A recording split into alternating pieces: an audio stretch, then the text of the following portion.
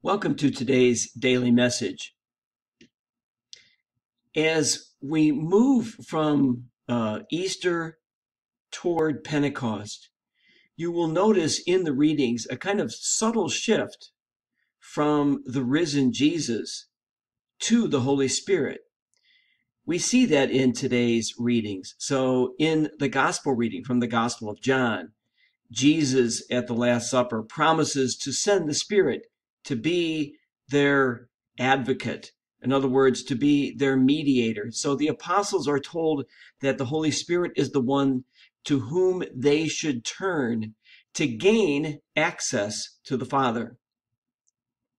Then in the reading from the Acts of the Apostles, we hear about the courage of Paul and Silas. They preach the good news with courage. They preach it fearlessly, even risking prison. And they do so under the influence and a confident of the power of the Holy Spirit in their lives. These readings continue to have meaning for us today.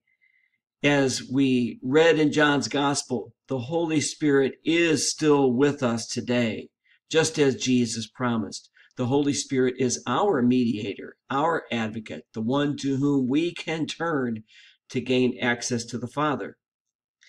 And we also can take from the reading from the Acts of the Apostles that it is up to us to respond to the Spirit, just as Paul and Silas did.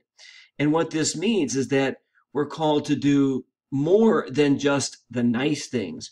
We're called also by the Holy Spirit and by God to do the hard things, to act with courage. We are called to stand up for the poor. We're called to stand up against violence and against prejudice. We're called to live with the courage and convictions of our Christian faith, knowing and believing that the Holy Spirit is with us. Thank you for watching. Have a great Tuesday.